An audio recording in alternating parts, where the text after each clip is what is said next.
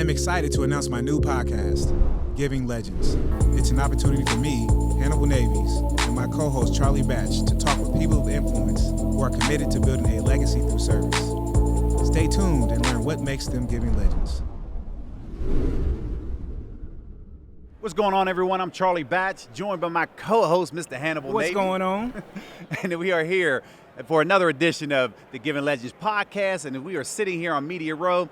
This edition is brought to you by Zoa Energy and is powered by great taste, electrolytes, B and C vitamins, zero sugar, and caffeine from green tea and green coffee. It's available on Amazon at any store near you, like 7-Eleven, Costco, and more. For more info, go to zoaenergy.com. That's zoaenergy.com. So as we are sitting here on Media Row, we are joined by former Seattle Seahawks vet, Mr. Nate Boyer. How you doing, sir? I'm good. How are you guys? I'm doing well. So you've been to Media Row before? I have, yeah. How this compared to anyone else? A lot of space. Yeah. Do you notice that? Like, Yeah, it is more it's, space. it's tight. It's tight in some of those places. No, there's a lot of space. No, it's good. I just love it doesn't smell like cigarette smoke in here. You know what I mean? I'm thinking like Vegas. I was worried. I was like, man, it's going to be plumes of smoke. But no. But it's all good, man. But we're sitting here, obviously, chopping it up. I know you have a few minutes as you had your schedule was tight. Hey, talk a little bit about what you have going on. Obviously, we talk a little bit about on the field, but we focus on off the field and some of the things that you're passionate about. Talk about some of those things that you have going on. Yeah. So, I was fortunate to have the opportunity. I'll say I have the opportunity to serve in the military for about 10 years because beyond the experience that I love, the adventure, the purpose, the service, it opened a lot of doors. You know what I mean? I certainly never would have believed in myself that I would have, or even dreamt that I had the chance to play college football, much less have a shot with the Seahawks. Because growing up, I played baseball, I played basketball. I was pretty good, but not great. No scholarship offers certainly. And I didn't really know what I wanted to do, and I kind of floundered around for about 4 years after high school and eventually joined the military. And it was just what I needed. Not everybody needs that, but that's what I needed. Because I needed that structure and purpose and to learn how to sacrifice for something and really work. And so once I sort of learned that and started to believe in myself, it felt like I could possibly do anything, maybe. You know what I mean? Like, it wasn't like, for sure, I'm going to make this happen, that happen, whatever. But I was like, I can at least go for it and see what happens. So I'm 29 and I had this dream in childhood of playing football one day. And so I was like, you know what, I'm going to go to college now. I'll just try out wherever I go. And I went to UT, which isn't an easy team to make, Right. Now But people need to say UT. You got to specify Sorry, that now. There's a lot of things going on. University of Texas in Austin. But I was born in Knoxville, ironically. Wow. So the other UT. Right, yeah. So my dad went to veterinary school there actually. So I don't hate on the other UT, but it's just it's not that beautiful burnt orange. It's pink. Nah, it's I don't know what it is. Definitely different. But anyway, no, So I walked on at UT, University of Texas, So and just to clarify, this is after 10 years in the military? Yes. Wow. Okay. Yeah. So I was an older student. I transitioned into the National Guard, so I was still attached to the military and still had that mission, but it's not full time, And I made it on the team as a safety, but I wasn't getting off the third string. I was never going to play. I just didn't have the speed, the skill, and I knew that. As hard as I worked, there is an element of athletic ability, you know what I mean, that has to do with certain things. So what I thought was, well, I can be content with this, which is great. It's cool to be a part of this, but is there another position on the field that I can play meaningful snaps? And the long snapper and the backup were both seniors. They were about to graduate.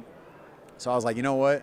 I want to learn how to long snap, or I'm going to at least try. So I started snapping, and it turned out that it was very similar to learning how to shoot a pistol in the military as far as the concentration, the whole aim small, miss small, and the grip and the stance and doing it the exact same every way. It's like shooting a free throw.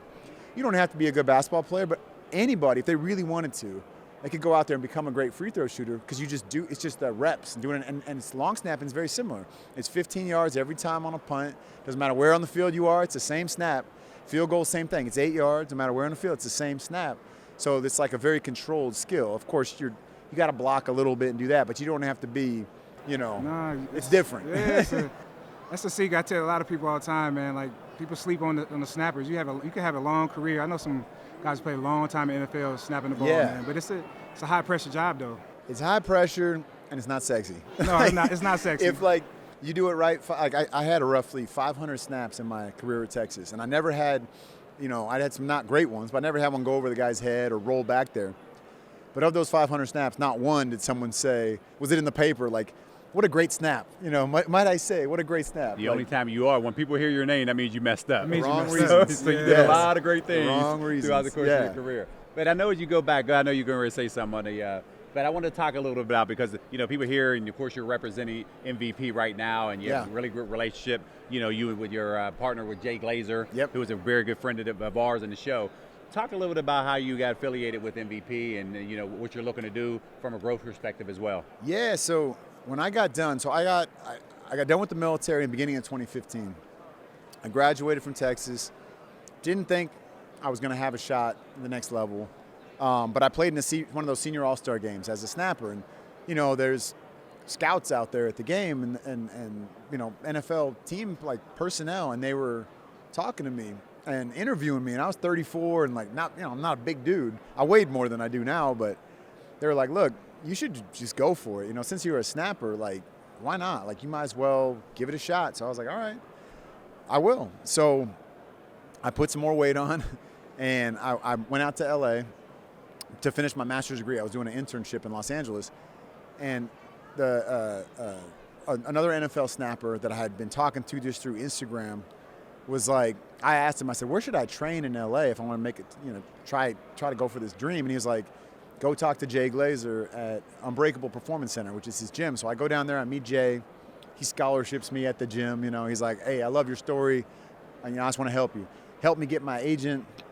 And then, I'm working out with like Odell and Jadeveon Clowney and I'm not keeping up with them, but I'm working out with them, and I'm like, all right, and I'm snapping every day. And sure enough, I get that call from the Seahawks and had that opportunity. And, I was there for like 5 months through, off season, rookie minicamp, OTAs, training camp, played in the preseason, but then I got cut. I didn't make the final roster.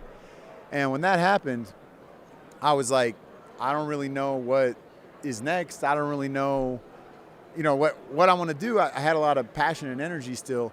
And Jay was like, hey, we'll figure that out. But where you're at right now, I know a lot of athletes feel the same way when it ends not on their terms. And that's how most players and coaches, it's not up to them. You know what I mean? It's over one day. And you're very fortunate if you get to end it on your own terms and kind of ride out on that white horse. Very rarely happens. Very rarely happens.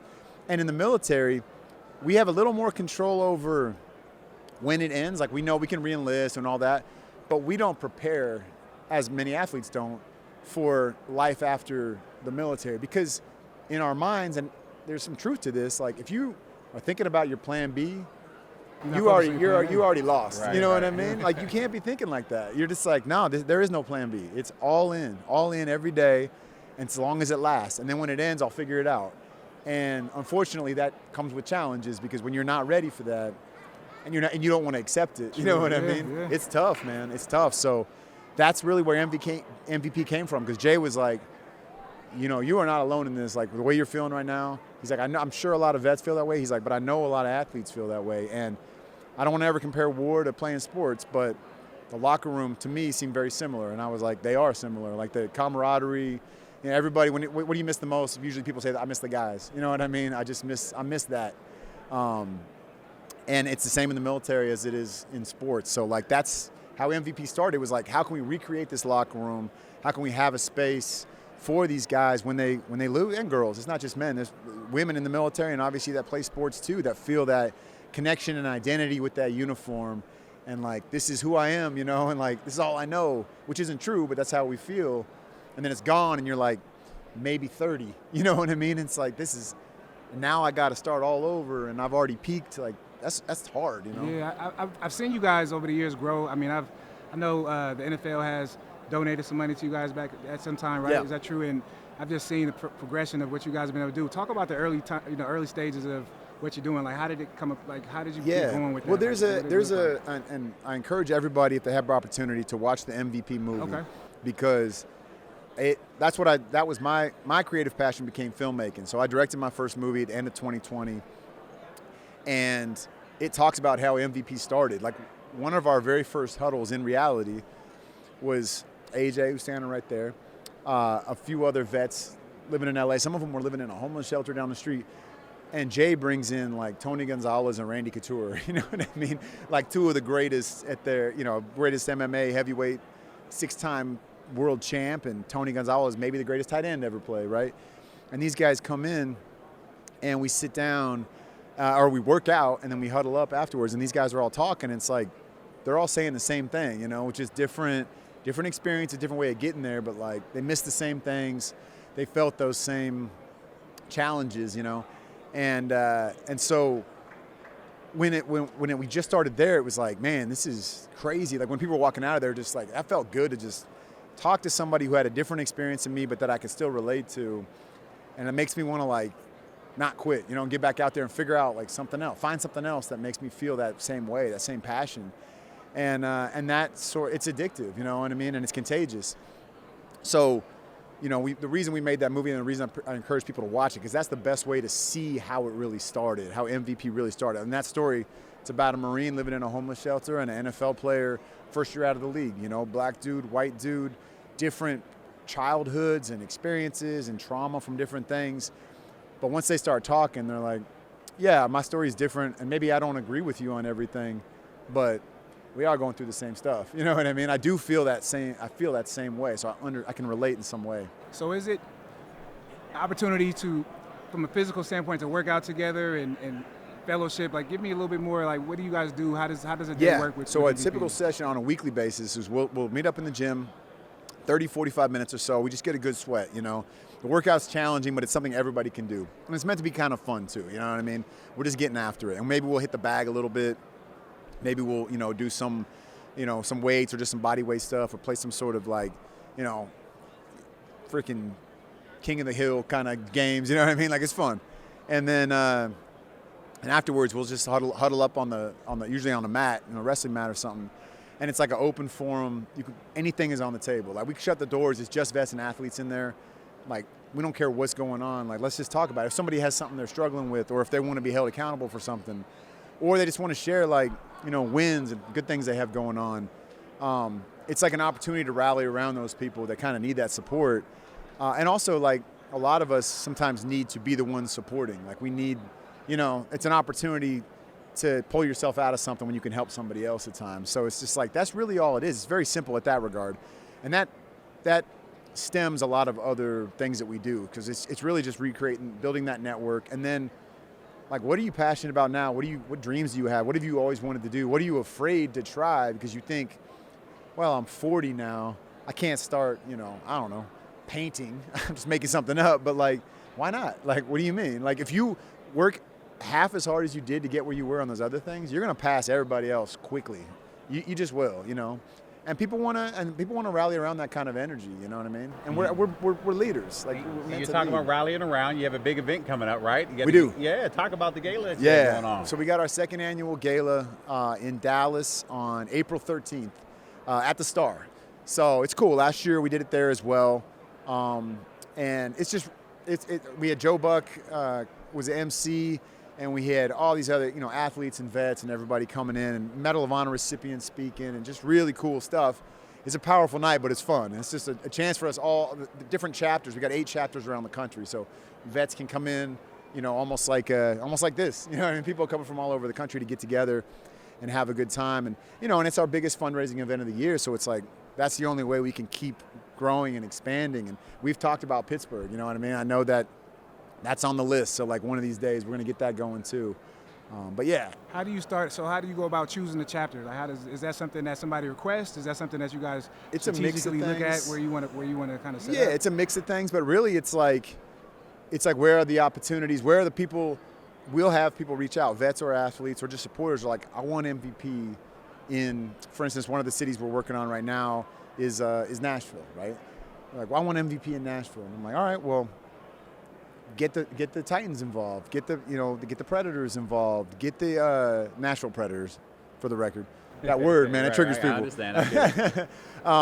And then we'll reach out to Fort Campbell. It's a big Army base out there, and like get them involved. And like, how do we connect with the veteran community? And like those people that want to start it, get them locally, kind of galvanizing people, and then maybe put an event together. So we did something this season in Nashville in the Nissan Stadium with the Titans and their alumni and 101st Airborne, and we did this big like workout in the stadium, and it was a really fun event. And then we talked about what MVP is, and we started to like share that messaging, and now we got boots on the ground, people there that are like, all right, I want to get a chapter going, and so that's happening.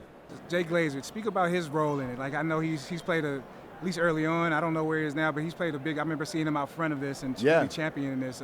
Tell me kind of his role in this. Yeah, so it was Jay's brainchild. I was sitting in his living room when he told me about this idea, and like I was saying earlier, at first I was like, man, war and sports, like that's dangerous, man. Like, and he's like, no, I'm not talking about that. I'm talking about the locker room, and I'm talking about the amount of work it goes into getting to that place. So. It started there, and then for a very long time, he was, he ran the board and all these things, and then even through COVID, but recently, he's getting married and like different things are happening, so, he sort of stepped aside and have had, other people kind of step in to kind of run that, and that's, that's important, and that's I'm wanting to get to that place too, where it's like we want to be able to hand this off to like the people that are building it, you know what I mean? Because it's not something that we should be doing on our own. It's a team thing, and it's like if someone's got more time to commit to that, like they should be the ones running the deal. So but he's always going to be a champion for it, and support it. And how did you get the NFL, obviously they love what you guys are doing because it helps the guys transition, and they love, obviously they're tied to vets, right? They love working with vets. So tell me their support, how did that come about? A lot of that was through Jay and his contacts, connecting us with players, with Roger Goodell, you know what I mean, and some of these folks, and then working through the league offices. I got to know Tracy Perlman, from the NFL Legends community. I met her my first year out of there, and went out to New York and visited and talked about MVP. And she has been a huge advocate for it. Her dad was a Vietnam vet, and I think he passed away during COVID actually. So she saw the movie and was like, all right, how can we continue this moving forward? I just want to keep helping. So there's a lot of people that have reached out, and the PA as well, and it's been good. And all that information, if somebody's curious, with viewers out there, where can they go to find more information about you? So for MVP, go to vetsandplayers.org, and we got all the information there. You can see stuff about the movie, about the gala, or you can just Google Merging Vets and Players and kind of look it up. We're all over social media, I think, at Vets and Players and at Merging Vets and Players. But it's out there. And then I'm just at Nate Boyer 37 on socials, and nateboyer.org. I have a website too, but you can hit me up on social too. It don't matter. But no, we appreciate it, man. Thanks for you joining guys. us, taking the time to stop past the Giving Legends podcast. We appreciate you. No, thanks very much. All right, thank you. Appreciate you joining for another edition of the Giving Legends podcast. Find us on YouTube, Instagram, and LinkedIn, and comment on what inspires you to be a giving legend in your community.